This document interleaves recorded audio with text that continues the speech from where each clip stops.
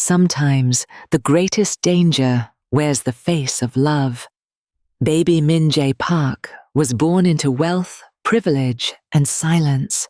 The kind of silence that comes when your father's name controls shipping lanes across East Asia, when his business associates speak in careful euphemisms, when even hospital administrators tread lightly in his presence. Park Sung-ho had never been unable to solve a problem.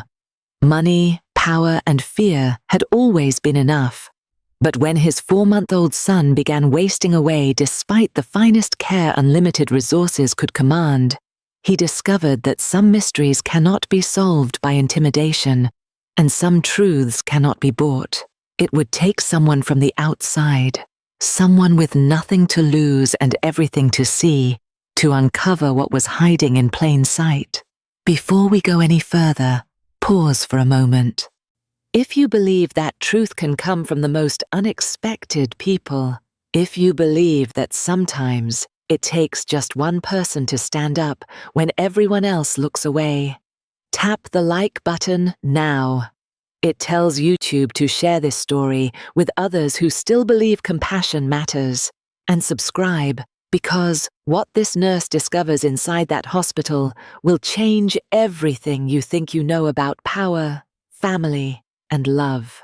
Min Jae Park came into the world the way his father did everything, with precision, expense, and absolute control. Seoul Prime Medical Center's presidential suite. A team of 7 specialists. Monitors that cost more than most families' annual income, tracking every breath, every heartbeat, every fluctuation. Mrs. Park had labored for 18 hours in a room that looked more like a luxury hotel than a hospital.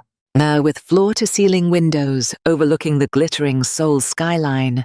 When Min Jae finally emerged, 3.2 kilograms, healthy lungs, a full head of black hair, Park Sung-ho had stood at the window with his back to everyone, phone in hand, already making calls to secure his son's future. That was 4 months ago.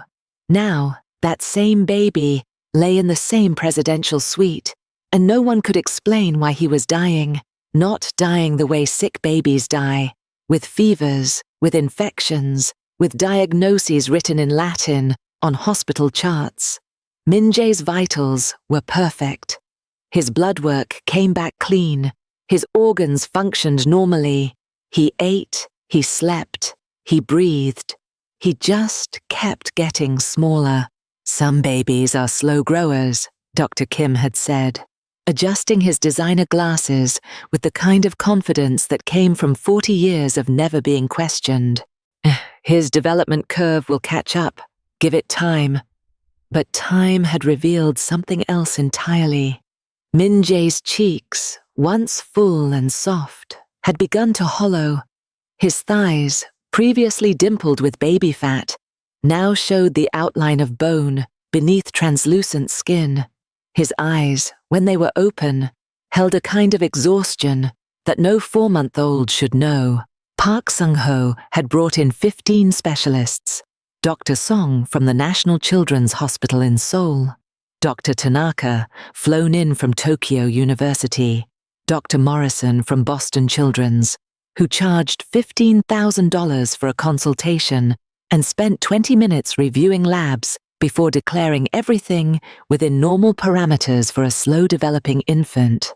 They ran tests that cost more than surgical procedures, genetic screenings, metabolic panels, allergy assessments, intestinal biopsies, or every scan available to modern medicine, and found nothing.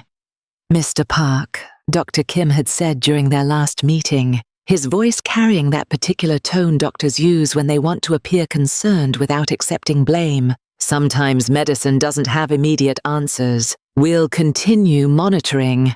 Park had dismissed him with a glance. The others followed. Specialists who commanded waiting lists of 6 months, who published in international journals, who lectured at conferences across 3 continents, all politely escorted out by men in black suits, who said nothing and saw everything. Because Park Sung-ho understood something these educated men didn't. His son was dying, and all their degrees couldn't hide behind the word monitoring anymore. The nurses noticed it first. Not the senior ones, it who moved through the presidential suite like diplomats in a foreign territory, careful and correct.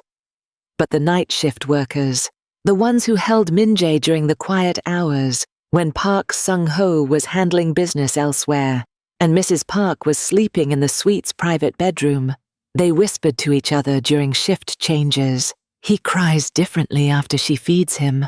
Did you see the diarrhea this morning? That's not formula intolerance. Something's not right. But they said these things quietly, in corners, in Korean so fast the American nurse couldn't quite follow. Ava Mitchell had arrived at Seoul Prime 2 months ago, part of a recruitment initiative to bring experienced Western neonatal nurses into South Korea's expanding private healthcare sector. 28 years old, earns $180,000 in debt from nursing school at Emory University. Fluent in medical terminology, but still struggling with conversational Korean. She'd taken the job because the salary was triple what she made at Grady Memorial in Atlanta, and because Atlanta held too many memories of babies she couldn't save in overcrowded NICUs where one nurse covered 12 infants and the equipment broke down twice a week. Seoul Prime was different. Each baby had their own nurse. The equipment was pristine. The parents were wealthy. But the problems, Ava had learned, were exactly the same. Rich babies died too. Sometimes slower. Sometimes quieter. But they died all the same if no one was willing to see what was actually happening. Ava worked nights, 7 p.m. to 7 a.m., when the hallways emptied and the presidential suite's marble floors reflected nothing but moonlight and the soft glow of monitoring equipment. That's when she really got to know Min-jae, the baby who should have been laughing and grabbing at toys, who should have been rolling over, discovering his hands, making those nonsense sounds that sent parents scrambling for cameras. Instead, Min-jae mostly slept. Not the deep, content sleep of healthy infants, but the exhausted collapse of someone who had no energy left to do anything else. When he was awake, his eyes followed sound, not faces. His grip was weak. His cry was thin. Ava had seen this before. Not the specifics, but the pattern. The baby who was failing, and the charts that said everything was fine. The specialists who ordered tests but didn't sit and watch. It's the family dynamics that felt off. She'd learned in Atlanta that sometimes the answer wasn't in the labs, it was in who visited when. It was in whose presence made the baby calm, and whose made them agitated.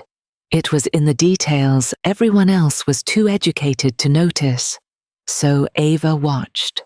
She logged feed times in her head, not in the official charts. She noted when Min-jae slept peacefully, and when he didn't. She observed who held him with confidence, and who held him like a prop. Mrs. Park visited twice a day, 11 a.m., for exactly 20 minutes.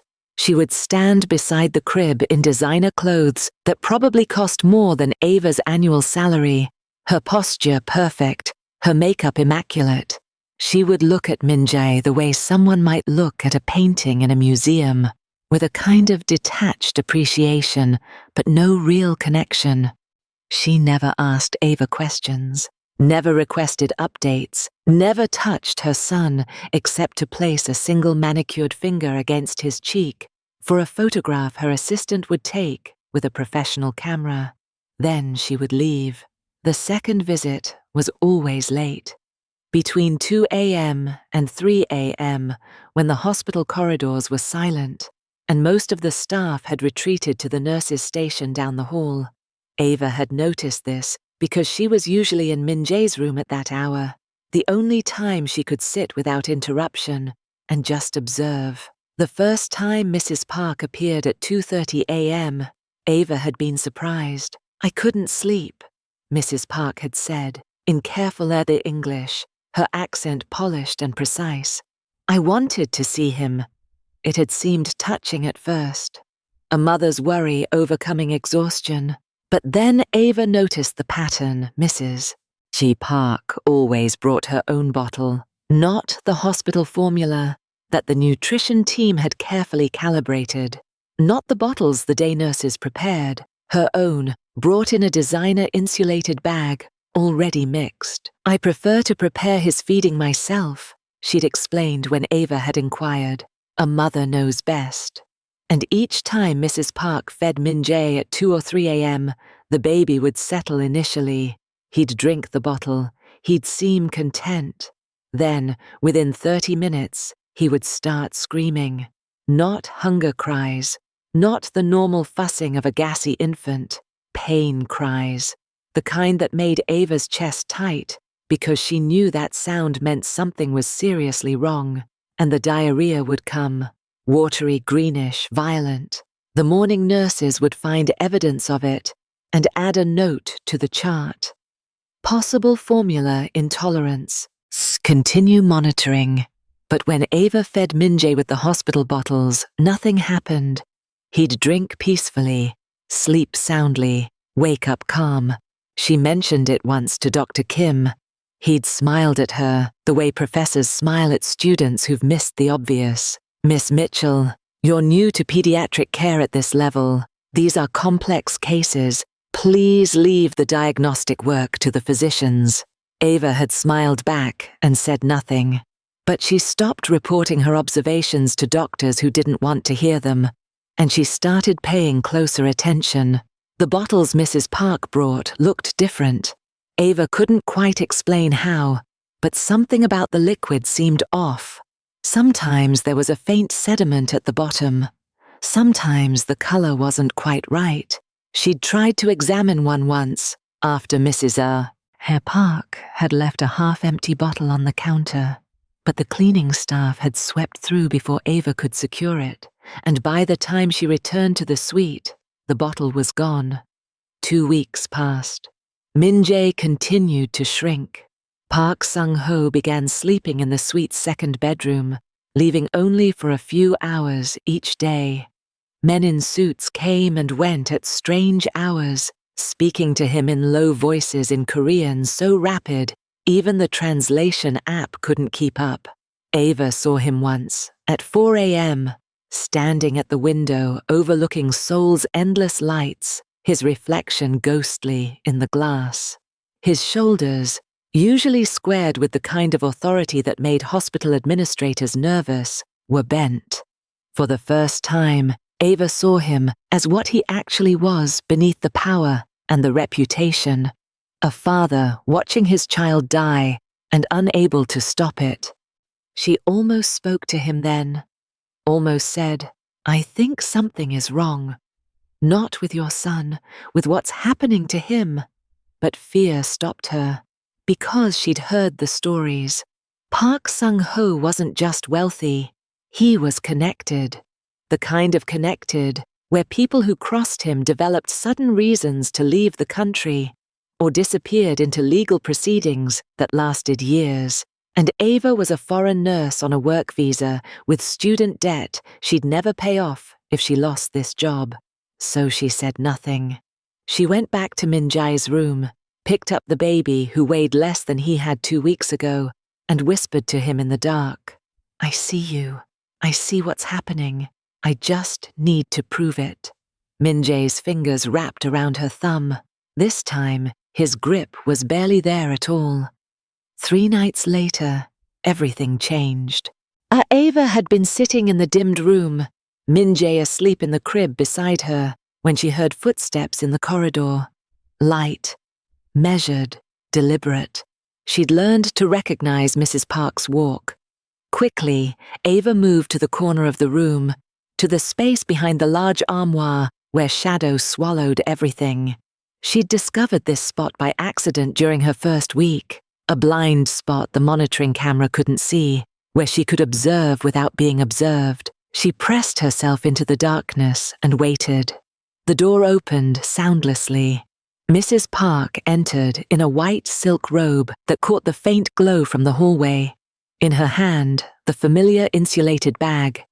Ava held her breath. Mrs. Park moved to the crib with practiced efficiency.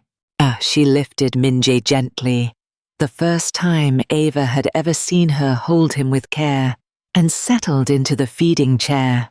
From the bag, she withdrew a bottle. Not the labeled measured hospital bottles. This one was plain glass with a different nipple.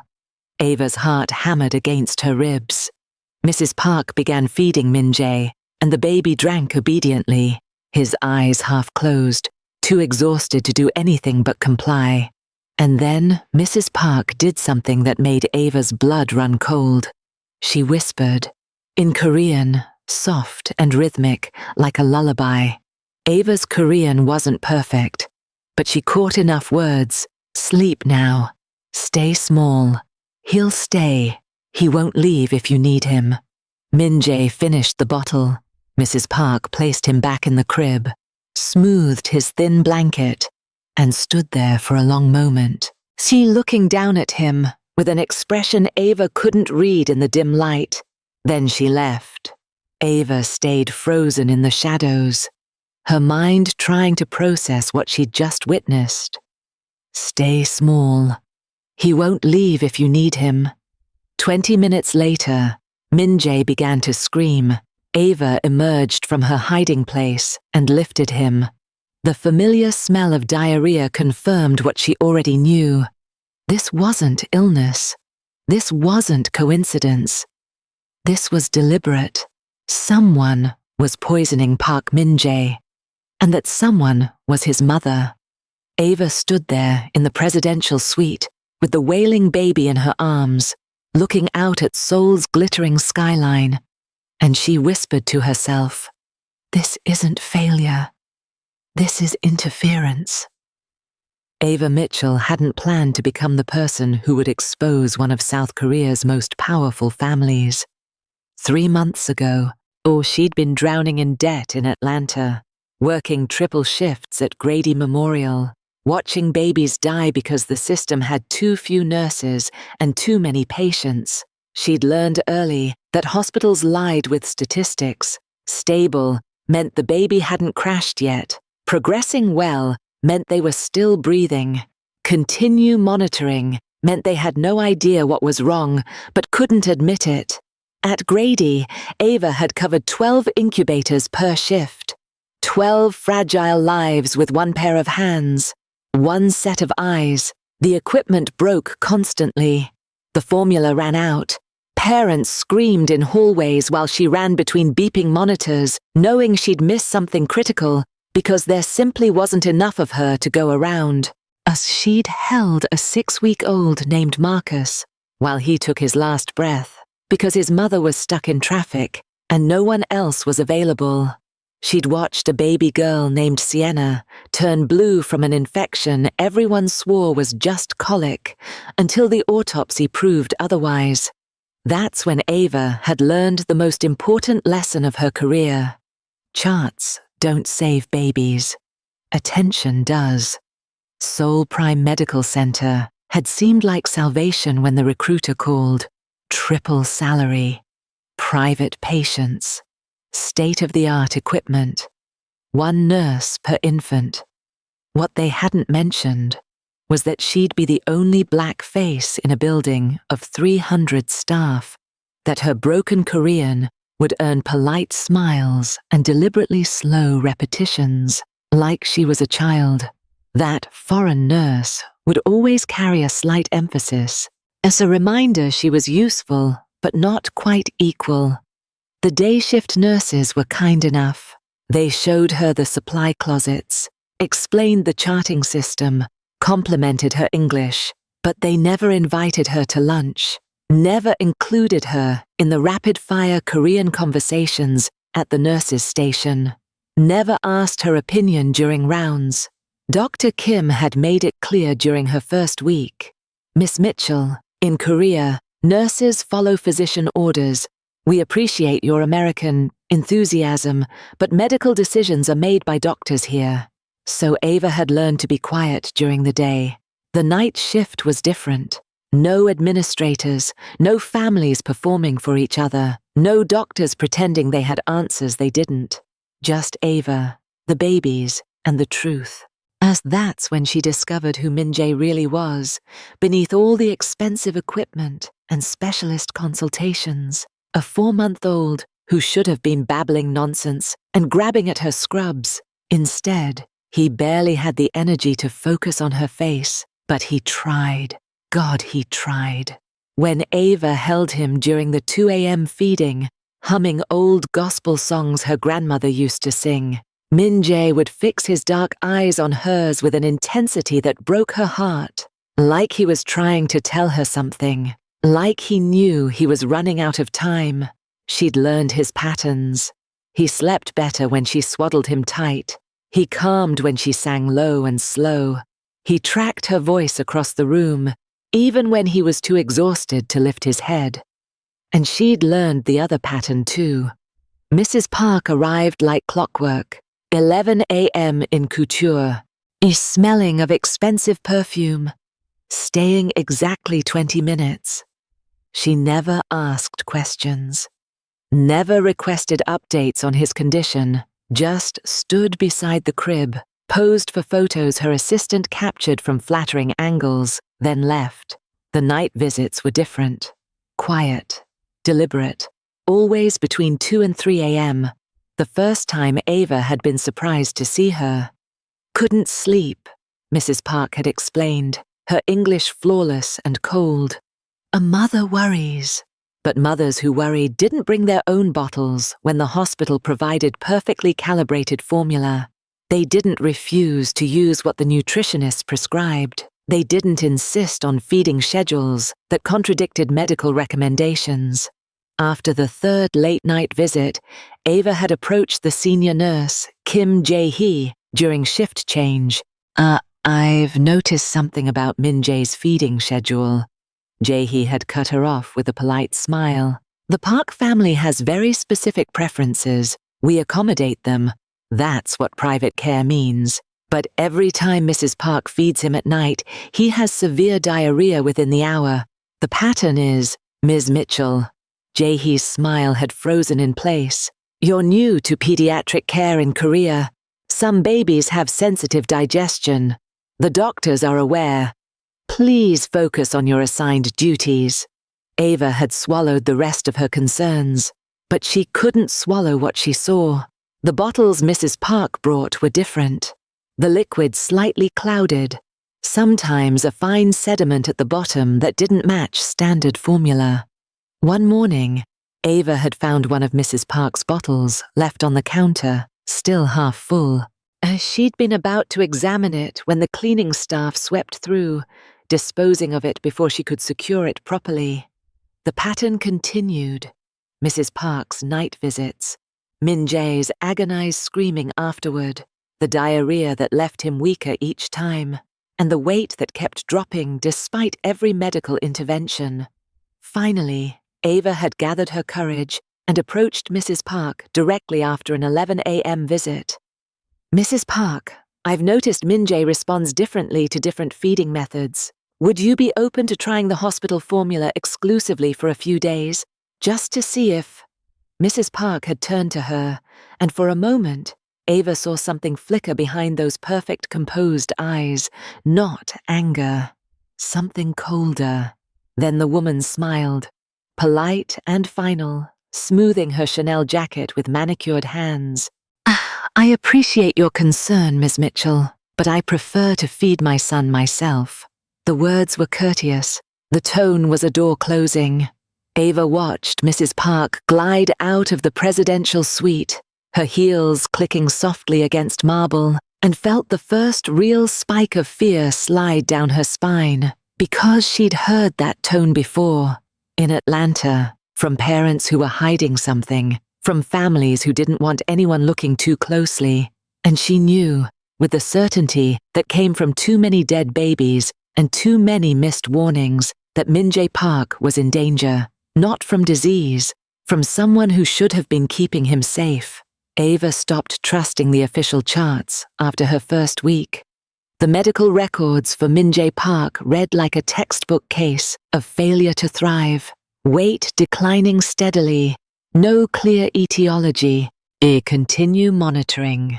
But textbooks didn't account for what happened between the measured vitals and documented observations, so Ava created her own system. Nothing official, nothing that could be questioned or dismissed.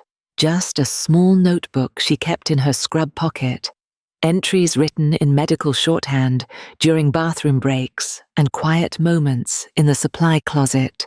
2:47 a.m. Mrs. P feeding, own bottle.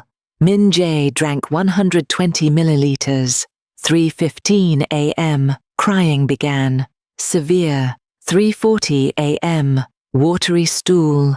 Greenish. Strong odor. 4:10 a.m. Finally settled. Exhausted. 6 a.m. My feeding. Hospital formula. 130 milliliters. 6:45 a.m. Sleeping peacefully. 9:20 a.m.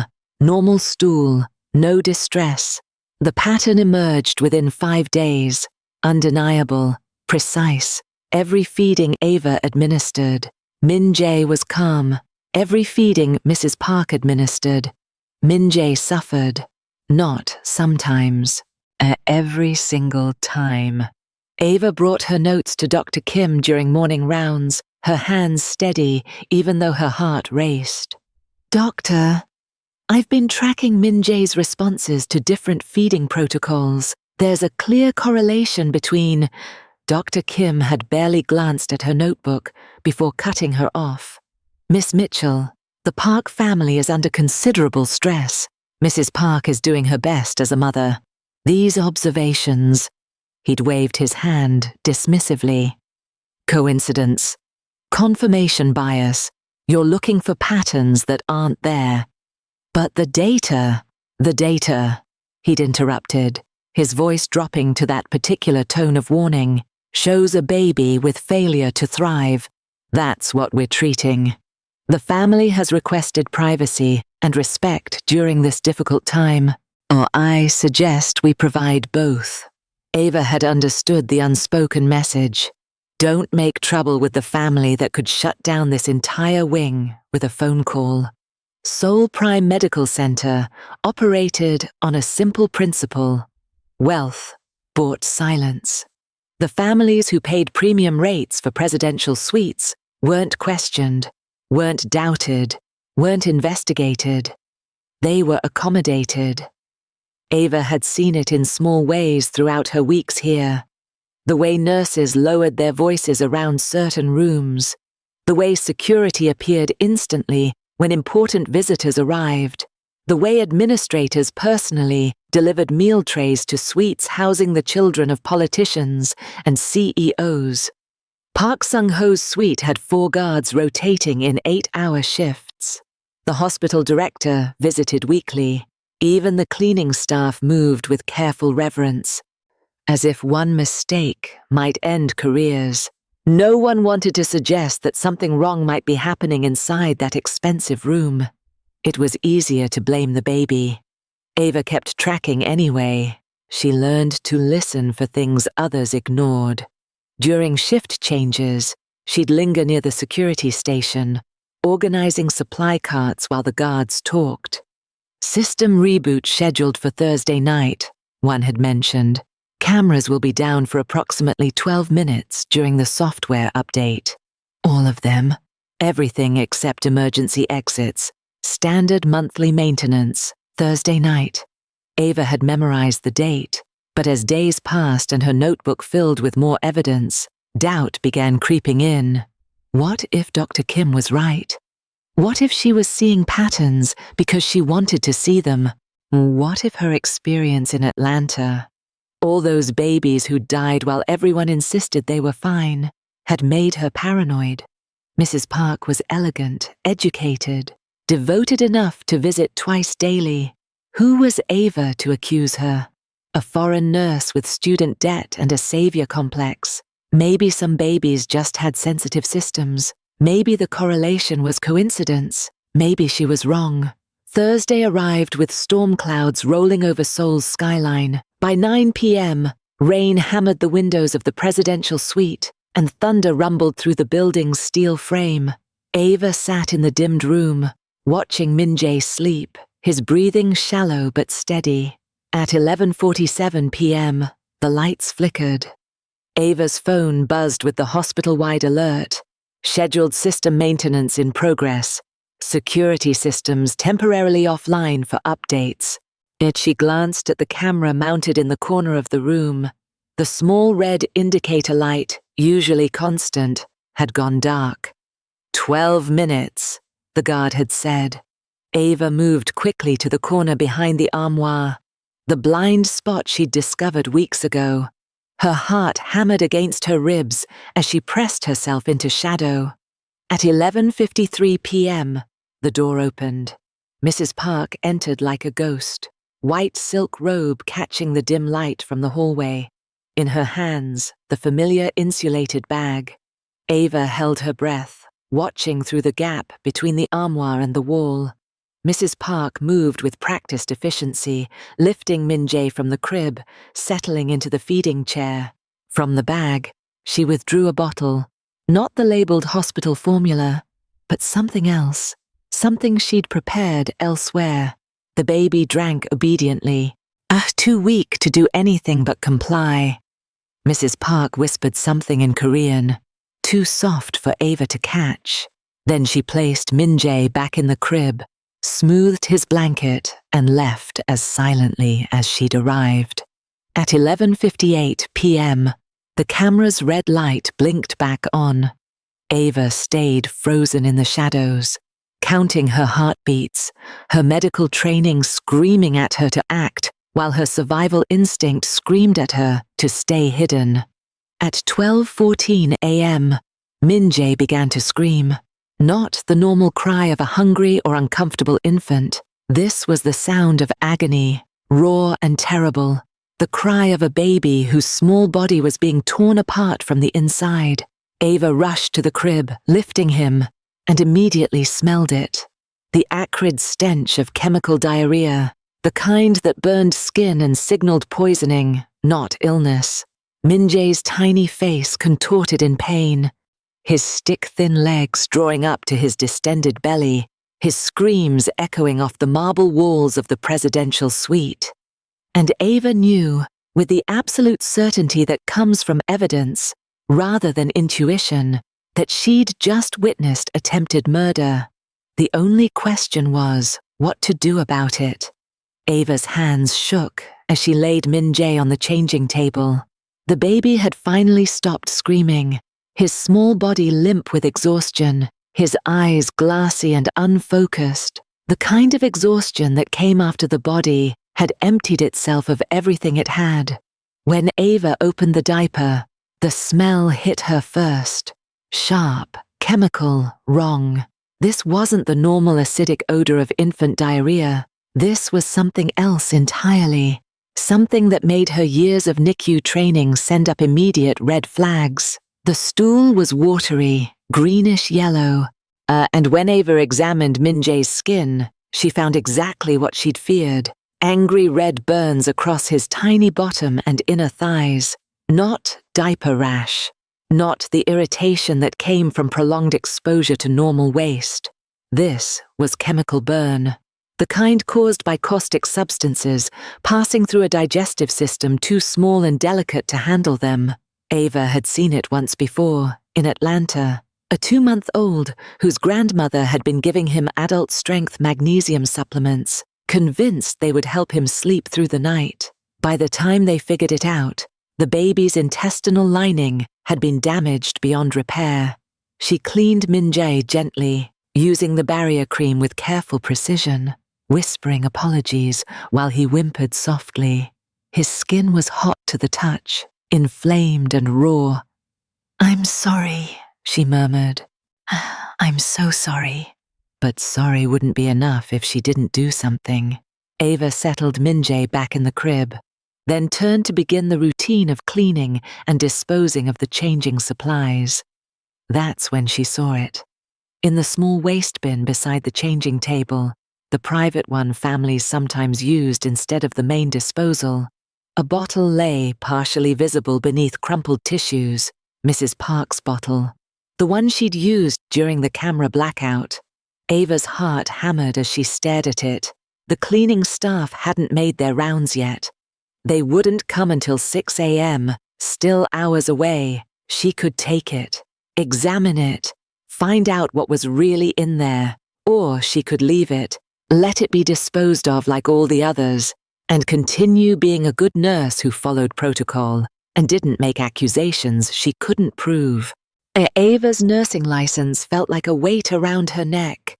4 years of school, 18 months of clinical rotations, $180,000 in debt she'd be paying off until she was 50. One wrong move, one accusation without proof, one step too far, and it could all disappear. She'd be deported, blacklisted, unable to practice anywhere that checked international credentials, and Mrs. Park would deny everything. The hospital would close ranks. Park Sung-ho's lawyers would tear her apart. Ava looked at Min-jae, sleeping fitfully in the crib, his breathing shallow, his body too thin, his skin still red from chemical burns. She reached into the waste bin and retrieved the bottle. Her hands were steady now, purposeful. From her bag, she pulled out a sterile swab, the kind used for culture samples.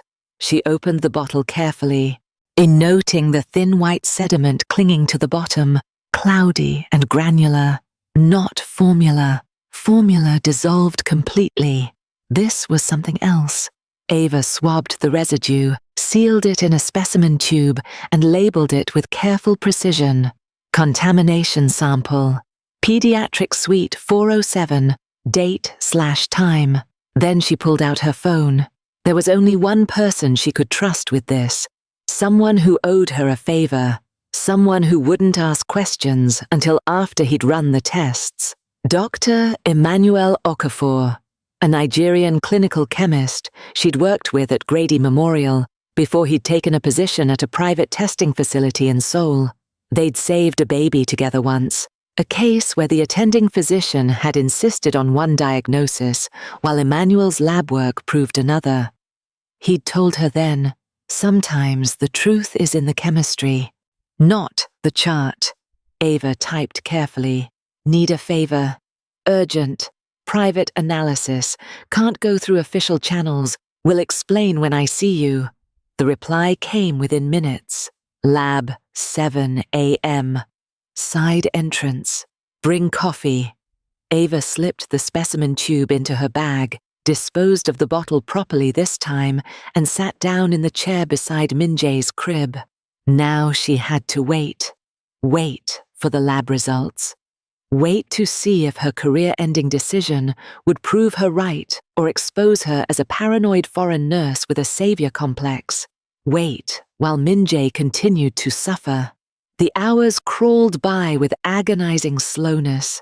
Ava performed her duties mechanically, charting vitals, preparing the 6 a.m. feeding, responding to the day shift's arrival with automatic pleasantries, all while the specimen tube felt like it was burning a hole through her bag. She met Emmanuel at 7:15 a.m.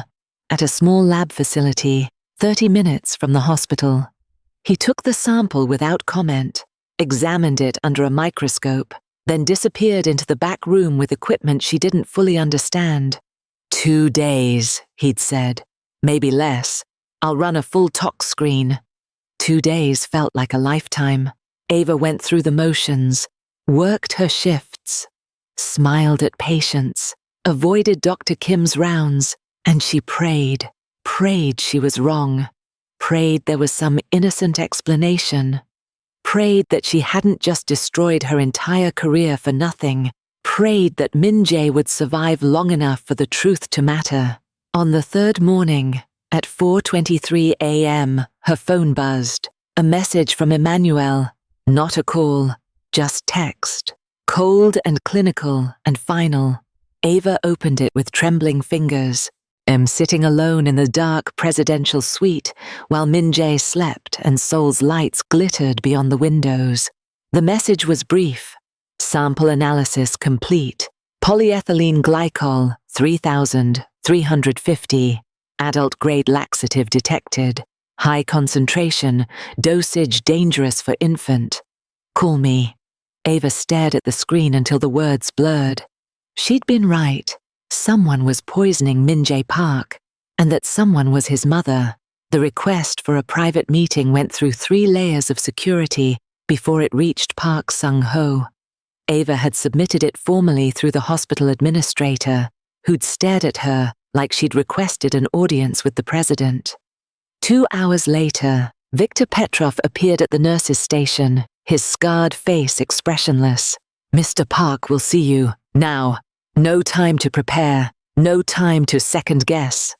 Ava followed Viktor through corridors she'd never accessed before, past security checkpoints that required biometric scans, into an elevator that descended to a sublevel she hadn't known existed. The conference room was windowless, soundproofed, and contained exactly 1 table, 4 chairs, and a man who could end her life with a phone call. Park Sung-ho sat with his back straight, hands folded on the polished surface. He didn't stand when she entered, didn't offer greeting or courtesy, just watched her with those cold grey eyes while Viktor positioned himself at the door like a sentinel. Miss Mitchell. Park's English was flawless, accent barely detectable. You have 5 minutes. Ava's throat felt dry, but her hands were steady as she placed the printed lab report on the table between them. Your son is being poisoned. Silence stretched like a physical thing. Park didn't move, didn't blink, just continued staring at her with an intensity that made her understand why grown men feared him. Explain. Not a question, a command. Ava kept her voice clinical, professional. Facts, not emotions. Evidence, not accusations. Over the past 3 weeks, I've documented a pattern. Min-jae experiences severe gastrointestinal distress, exclusively following late-night feedings administered by one person. The symptoms are consistent with chemical irritation, not formula intolerance. I retrieved a discarded bottle and had the contents analyzed by an independent laboratory. She tapped the report. Polyethylene glycol, 3,350, adult-grade laxative. The concentration would be dangerous for a full-grown adult. For a 4-month-old infant, are you accusing my wife? The words were soft, almost conversational, and absolutely terrifying. Ava met his gaze and didn't flinch.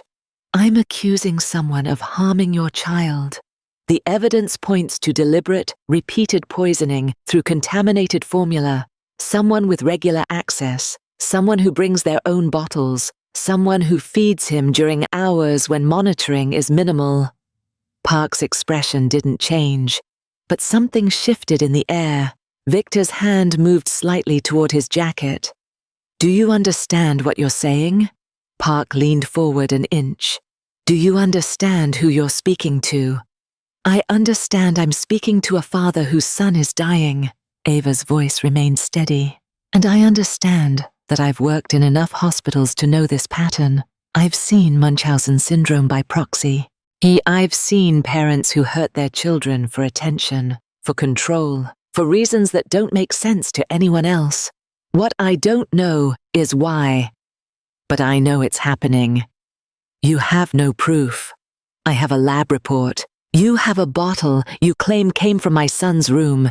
You have speculation, pattern recognition. Park's voice dropped even lower. You have nothing that would hold up in any court, medical or otherwise. He was right. And Ava knew it. 1 bottle, 1 lab test from an unofficial source, her word against one of South Korea's most powerful families. Then verify it yourself, Ava said. Install surveillance, hidden, in Min-jae's room. Let me continue my night shifts. If I'm wrong, fire me and I'll leave Korea voluntarily. If I'm right, if you're right, Park interrupted. My wife is attempting to murder my son. The words hung in the air like poison. Ava waited. Park studied her for what felt like an eternity. Then he pulled out his phone and typed something. Within seconds, Victor's phone buzzed. "Mr. Choi will install a camera," Park said, his voice empty of emotion. "Motion activated. Night vision. Hidden. You will continue your shifts as normal. You will not speak of this to anyone." And Ms. Mitchell, he stood, and Ava realized how much larger he was than her.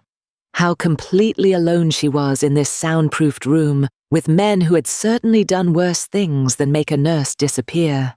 "If you're lying," Park continued, moving around the table until he stood directly in front of her, "if this is some elaborate scheme for money, or attention or revenge, you will regret that you ever heard my son's name. Do you understand?" Ava swallowed. "I understand.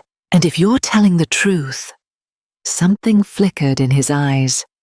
Not gratitude, not relief. Something darker. "Then I will handle what comes next. Not you, not the hospital, not the authorities, me. Are we clear? Crystal clear." Park nodded once to Victor, who opened the door. "The camera will be active by tonight. I suggest you pray you're right." Ava left the sublevel on legs that felt like water, her professional composure holding, until she reached the staff bathroom on the 3rd floor. Only then did she lock herself in a stall and let her hands shake. She'd done it, accused the untouchable, placed evidence before power, and she had no idea if she'd just saved Min-jae's life or signed her own death warrant. That night, at 2:47 a.m., Ava sat in Min-jae's room, holding the baby while he slept against her chest. Her phone buzzed, a text from an unknown number, camera operational, live feed monitored, continue normal routine. Ava looked up at the corner, where the tiny lens was hidden behind the decorative air vent, invisible unless you knew exactly where to look.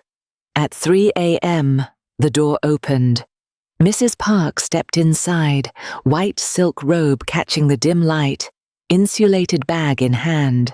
And somewhere in that soundproofed sublevel, Park Sung-ho was watching. Mrs. Park moved through the darkened room like a ritual she'd performed 100 times before. From her hidden position, Ava watched as the woman set the insulated bag on the side table with careful precision. No rush, no hesitation. The movements of someone who believed she was alone. See, the hidden camera captured everything. Mrs. Park withdrew a bottle, plain glass, unmarked, and placed it beside a small container. From the container, she measured white powder with a tiny spoon, tapping it carefully into the bottle with the kind of attention someone might give to a recipe. Not medicine, not formula supplement. Poison, measured with maternal precision. She added the prepared formula next, swirling the bottle gently until the powder dissolved into cloudy suspension. Then she lifted Min-jae from the crib, and for the first time since Ava had known her, Mrs. Park held her son the way mothers are supposed to hold their children, gently, tenderly, with a kind of desperate affection that made Ava's stomach turn. Mrs. Park settled into the feeding chair, cradling Min-jae against her chest, and placed the bottle's nipple to his lips. The baby latched on instinctively, too weak to resist, too young to understand, and Mrs. Park began to whisper. Ava strained to hear, her Korean barely adequate but enough to catch fragments. "Eomaga yogi isyo, Mama is here. Apeumyon, Abbaga jibe wa. When you're sick, Daddy comes home. Neoman apumyon, guga naralbwa. Only when you're sick does he see me." The words came soft and rhythmic, almost like a lullaby. A confession never meant for anyone else's ears. Mrs. Park stroked Min-jae's thin hair while he drank, her perfect composure cracking into something raw and broken. "I'm so lonely," she whispered, switching to English as if the language itself could hide the truth. "Do you understand? He married me for connections, for business, for his empire, not for love." "Never for love." She adjusted the bottle, and Minjae continued drinking, oblivious. "When you were born, I thought maybe things would change, but he just hired more nurses, more staff. He'd come to the hospital for 5 minutes, make a phone call, and leave. Like you were another acquisition, another asset to manage." Her voice cracked. "But when you got sick, really sick, he stayed. He cancelled meetings. He sat beside your crib. He looked at me with concern. Not love, but attention. Finally, attention." Tears traced perfect lines down her flawless makeup. "I didn't mean for it to go this far. Just enough to keep him worried. Just enough to make him stay. Just enough to matter in his world." She lifted Minjae to her shoulder, patting his back gently while he made small sounds of discomfort. "You'll be okay," she murmured. "Just a little longer. Just until he learns to see me. Just until I'm not invisible anymore." Ava stood frozen in the darkness, her professional training screaming at her to intervene, while her mind struggled to process what she was witnessing. Not a monster. A woman so desperately alone that she'd poisoned her own child to feel seen. Munchausen syndrome by proxy. The textbook definition made clinical sense. Fabricated illness, attention-seeking behavior, harm disguised as care. But textbooks didn't capture this. The cognitive dissonance of tender poisoning, the twisted logic that equated love with suffering, the mother who believed she was saving her marriage by slowly killing her son. Mrs. Park placed Minjae back in the crib, kissed his forehead gently, and whispered, "Sleep now, my precious boy. Mama will take care of you." Then she gathered her things and left, closing the door with the soft click of someone who thought she'd gotten away with it again. Ava counted to 30 before stepping from the shadows. Her phone buzzed. A text from the unknown number. "We have everything. Stay with the child." 3 minutes later, the door burst open. Not Mrs. Park returning. Park Sung-ho, flanked by Victor and 2 other men Ava had never seen before. His face was empty of expression, but his hands trembled slightly as he approached the crib. "Where is she?" he asked, his voice barely above a whisper. "She left 2 minutes ago. Take Minjae to intensive care, now." Park didn't look at Ava. Couldn't seem to tear his eyes from his son. "Dr. Kim is waiting. Tell him everything. Every symptom, every observation, everything." "What about Mrs. Park?" Park's jaw tightened. "I said I would handle what comes next. That's no longer your concern." Victor stepped forward, gesturing toward the crib. "Miss Mitchell, the baby needs immediate care." Ava lifted Minjae carefully, wrapping him in the hospital blanket. The baby's breathing was already becoming labored, his small body preparing for the familiar agony that would come within minutes. As she moved toward the door, she heard Park's voice behind her, low and devastated. "How long?" Victor's response was quiet. "Since the beginning, sir." Ava didn't hear what came next. She was already running down the corridor. Minjae clutched against her chest, calling for Dr. Kim, for emergency protocols, for the intensive pediatric team. Behind her, in the presidential suite, Park Sung-ho stood alone beside his son's empty crib. And somewhere in the building's private wing, Mrs. Park was being escorted to a room with no cameras and no witnesses. Minjae began to scream. Ava burst through the intensive care doors, and the night exploded into controlled chaos. Monitors, IV lines, doctors shouting orders, nurses moving with practiced urgency. And all Ava could think was, "Please let us not be too late." The first 48 hours were critical. Dr. Kim worked through the night, his previous dismissiveness replaced by grim efficiency. IV fluids to counter severe dehydration, electrolyte replacement, gastric lavage to clear any remaining contamination, round-the-clock monitoring. Ava stayed through her shift and beyond, refusing to leave until Min-jae's vitals stabilized. At hour 36, the baby's breathing steadied. At hour 42, his color improved from gray-pale to something closer to healthy pink.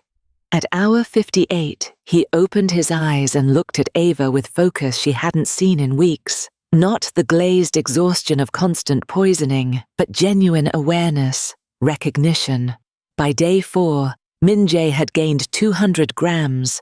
By day 7, he smiled at a nurse for the first time in his short life. The medical team called it miraculous. Ava called it what it was, the absence of poison. Mrs. Park was committed to a private psychiatric facility before sunrise on the first night. No police, no public scandal, just a quiet transfer under psychiatric hold, arranged through channels that existed outside normal legal frameworks. Ava never saw her again. What happened in those soundproofed rooms between Park Sung-ho and his wife remained unknown.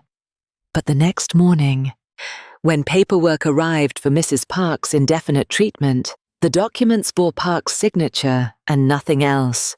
No charges filed, no criminal investigation, just exile into expensive medical custody. That was how power worked, even in tragedy. But something else happened that no one expected. On the second day of Min-jae's recovery, Park Sung-ho's phone rang 17 times in 1 hour. By the third day, men in expensive suits began appearing in the hospital lobby, requesting urgent meetings. Park sent them all away. "Tell them the empire is closed," he said to Victor, "until further notice." Victor had stared at him. "Sir, the Busan shipment, cancelled. The meeting with the Osaka group, postponed indefinitely. Sir, with respect, there are contracts, obligations. People who won't accept, then they'll learn to accept." Park's voice was quiet, but absolute. "Or they'll find another partner. I don't care which." The rumor spread through Seoul's underground like wildfire. Park Sung-ho had gone dark. No shipments, no meetings, no decisions. Associates panicked. Competitors circled. The carefully balanced network of power and fear that Park had built over 20 years began showing cracks.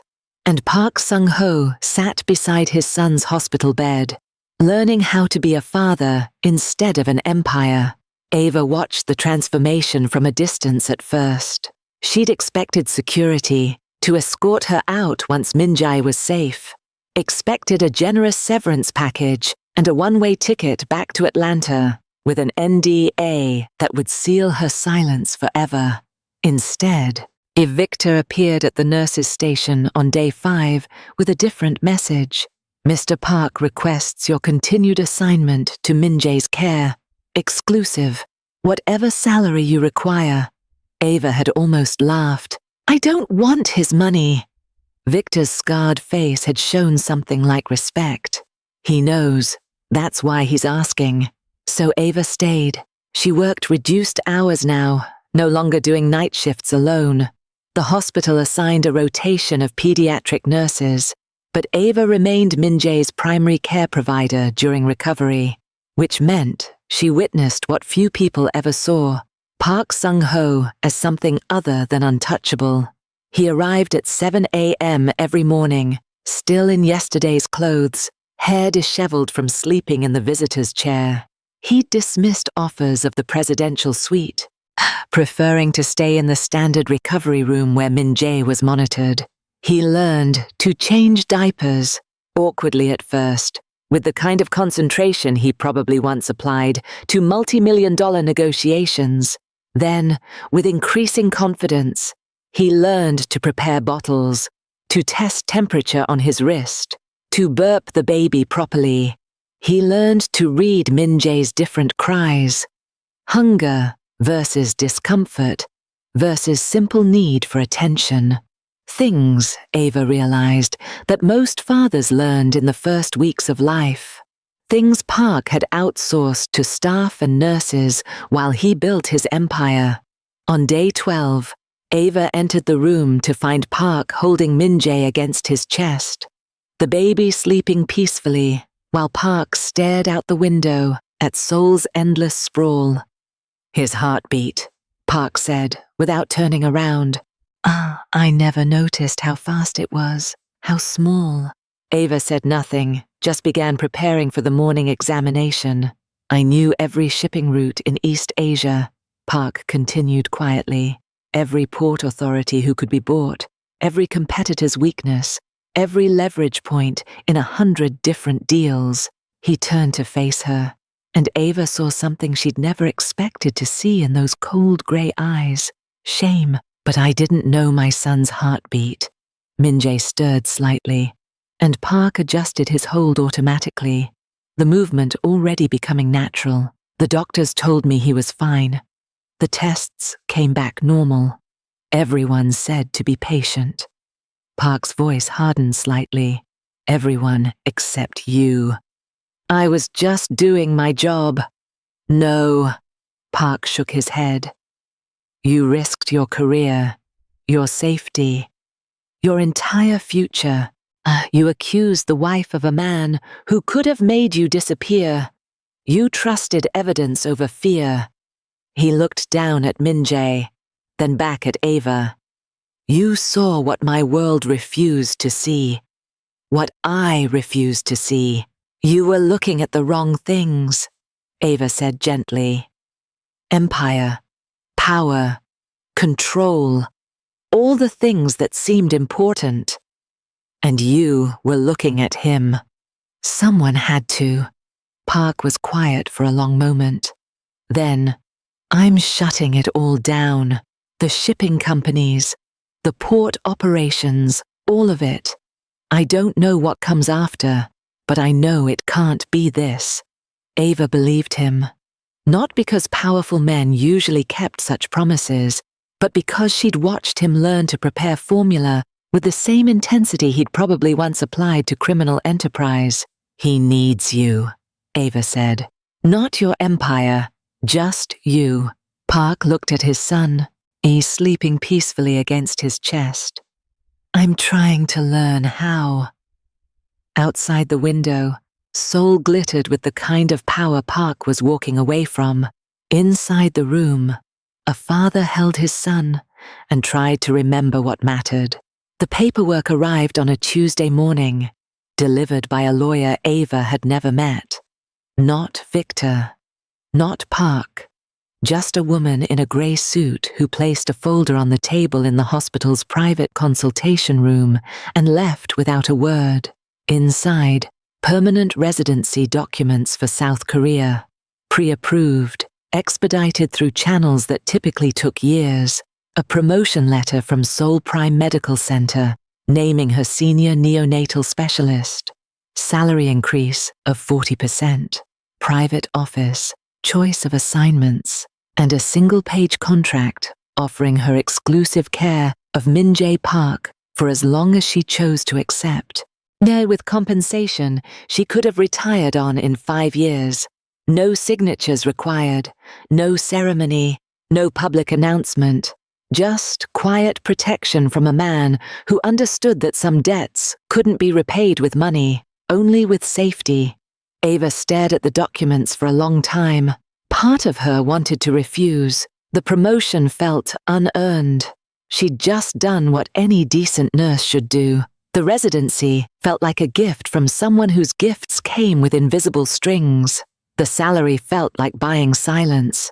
But another part of her, the part that had worked triple shifts in Atlanta and watched babies die from negligence, knew this was different. This wasn't payment for silence. It was acknowledgement. She'd saved a child's life. In return, Park had secured her future. No fanfare. No gratitude ceremonies, Just the practical recognition that Ava Mitchell should never have to choose between doing the right thing and destroying her career. She signed the acceptance on Wednesday. By Thursday, her student loan balance showed a payment that eliminated the entire principal. Anonymous donor, untraceable. Ava sat in her new office, barely larger than a supply closet, but private and hers, and cried for the first time since arriving in Korea. Not from happiness, from the crushing weight of relief mixed with guilt. Relief that she could breathe, that her debt was gone, that she wouldn't be deported. Guilt that her reward came from a crime lord's gratitude, that her security was built on the foundation of someone else's family tragedy, that she'd been right about the poisoning, but wrong to feel anything like satisfaction about it, as her baby had nearly died. A mother had been committed to psychiatric care, a family had imploded, and Ava had a promotion and permanent residency. The math didn't balance, no matter how she tried to calculate it, so she stopped trying. Instead, she focused on what mattered. Min-jae. Week 3 post-treatment, he gained another 300 grams. His cheeks filled out. His legs developed the soft rolls that healthy babies should have. His eyes tracked movement with sharp interest instead of exhausted vacancy. Week 4, he laughed, not a smile, an actual laugh, bubbling and genuine, when one of the nurses made faces at him during morning rounds.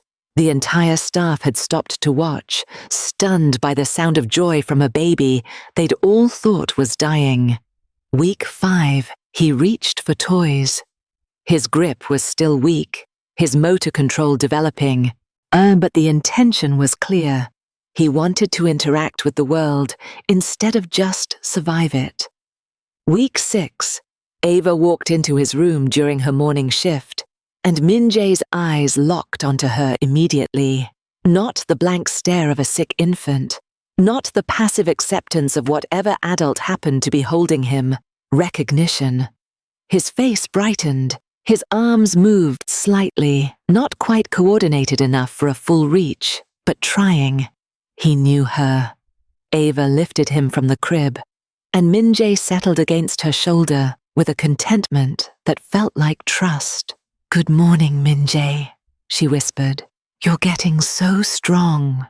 She carried him to the window overlooking Seoul's morning skyline, the same window where she'd once stood holding his dying body, terrified she'd been wrong about everything. Now he was warm and solid and alive. Park arrived at his usual 7 a.m., looking less exhausted than he had in previous weeks. He'd started going home to shower and change, trusting the nursing staff in ways he clearly never had before. "How is he?" Park asked, setting down a coffee carrier with drinks for the nurses. Another change, Park Sung-ho bringing coffee to hospital staff. Small gestures from a man learning to participate instead of command. "See for yourself," Ava said, turning so Park could see his son's alert expression. Park approached slowly, and Min-jae's eyes tracked the movement. When Park reached out, the baby's tiny hand moved toward his father's finger. Contact. Connection. Park's face did something Ava had never seen before. It softened completely. "He's getting better," Park said quietly. "He's getting what he needed all along," Ava replied. Attention without agenda, care without condition, love without poison. Yes, they stood together in silence, watching Min-jae explore his father's hand with increasing curiosity. "Thank you," Park said finally, "for the paperwork, the residency, everything. You don't have to. I know I don't have to. I want to. You gave me my son back. That's not a debt that can be repaid, but it's one I'll spend the rest of my life honoring." Ava didn't know what to say to that, so she said nothing. Instead, she watched Min-jae wrap his small fingers around Park's thumb and hold on. Not the weak, barely there grip of a dying infant, firmly, with strength, with the promise of a future neither of them had been sure he'd have. Park smiled, genuinely smiled, and Minjae responded with a sound that might have been the beginning of a laugh. And Ava thought, this is what matters. Not the promotion, not the money, not the residency, this moment, this baby, this second chance. Minjae looked up at her then, his dark eyes bright and aware, and reached out with his free hand. Ava offered her finger, and Minjae gripped it, firmly. 6 months after Minjae Park was rushed to intensive care, Ava stood at the window of the pediatric observation room and watched a father teach his son to clap. Minjae was 10 months old now, healthy weight, clear eyes, the kind of chunky-cheeked baby who made nurses stop just to smile at him in the hallway. He sat in Park Sung-ho's lap, concentrating fiercely on the movement of bringing his small hands together. When they connected, a soft, uncoordinated pat, Park's face lit up with pride that would have been unrecognizable 6 months ago. Again, Park encouraged gently. You can do it. Minjae tried again, missed, then succeeded on the third attempt. His delighted squeal echoed through the observation room. This was the man who had once controlled shipping routes across East Asia, who had made prosecutors nervous and politicians careful, whose name had been spoken in whispers and followed by silence. Now he spent his afternoons teaching a baby to clap. The empire hadn't entirely disappeared. Park still maintained legitimate shipping operations, restructured through proper channels with legal oversight. The criminal networks had been handed off to lieutenants who understood the transition wasn't a request. But the man who ran that reduced empire was different. He arrived at the office at 9 instead of 6. He left by 5. He took weekends off, and he ever missed Minjae's bedtime. The Seoul underground had adjusted. Some competitors had tried to fill the vacuum Park left behind. Others had followed his lead, quietly legitimizing operations they'd once hidden. Power, Ava had learned, was more fragile than people believed. It could be walked away from. It could be restructured. It could be subordinated to something more important. Like a baby learning to clap, Ava turned from the window and returned to her rounds. The pediatric wing was quiet tonight. Only 3 patients, all stable, all sleeping peacefully. She'd accepted the permanent position, but declined the private office. Her place was here, on the floor, where she could see patients instead of paperwork. The promotion meant she could choose her schedule now. She'd chosen nights, not because they paid more, not because they were easier, because night shifts were when the truth emerged, when the performance stopped, when babies showed who they really were, and families revealed what they were really doing. Dr. Kim had retired 2 months ago. The hospital said it was planned, but Ava suspected Park had encouraged the transition. The new head of pediatrics was younger, sharper, and actually listened when nurses raised concerns. Change, Ava had discovered, sometimes came from unexpected places. She thought about that often during quiet nights. How close Minjae had come to becoming another tragic statistic. Another baby who failed to thrive for unknown reasons. Another case where expensive specialists had missed what a tired nurse working the night shift could see. The danger of perfect care was that it looked so convincing. A state-of-the-art equipment, renowned physicians, detailed charts showing everything was within normal parameters. Meanwhile, a baby was being poisoned by the one person everyone assumed would protect him.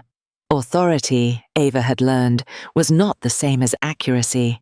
Credentials were not the same as observation. And sometimes the most important medical skill wasn't diagnostic brilliance. It was the willingness to watch, to wait, to notice the patterns everyone else was too busy or too important to see. She finished her rounds and returned to the nurse's station, logging notes with the same careful attention she'd always applied. Every detail mattered. Every observation counted. Because somewhere in this building, or the next one, or in hospitals across Seoul and Atlanta, and everywhere else, there was probably another baby suffering while charts said they were fine. Another family where something was profoundly wrong beneath the surface of wealth and respectability. Another situation where the truth would only emerge if someone stayed long enough to notice. At 3 a.m., Ava's phone buzzed, a photo from Park.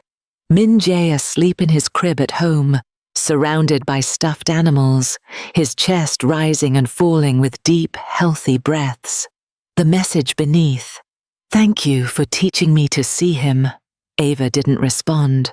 There was nothing to say that hadn't already been said through action. Instead, she slipped her phone back into her pocket and continued her rounds, us moving through the dimmed corridors where machines beeped softly and babies slept.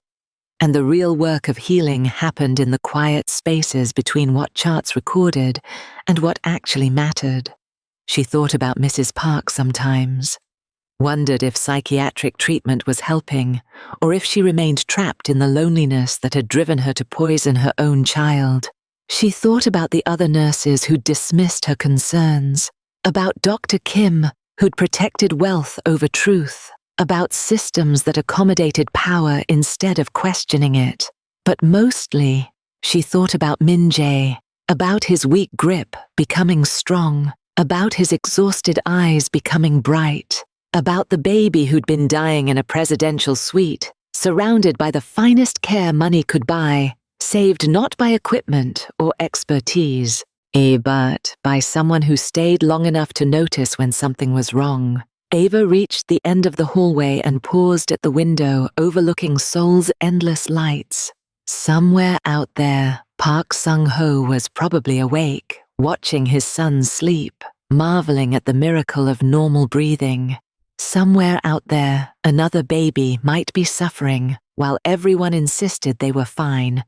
And somewhere in between, Ava Mitchell, nurse, observer, the person who'd risked everything to trust what she saw instead of what she was told, would keep working night shifts, keep watching, keep noticing, because she'd learned the most important lesson of her career. Sometimes the world isn't saved by those with power, but by those who stay long enough to notice when something is wrong. If this story moved you even a little, don't keep it to yourself. Share it with someone who needs to be reminded that courage doesn't always wear a crown. Sometimes it wears scrubs. Subscribe so you never miss stories where the smallest voice changes the biggest fate. And tell us in the comments, do you think the nurse was brave or reckless? Because the answer says more about us than it does about her.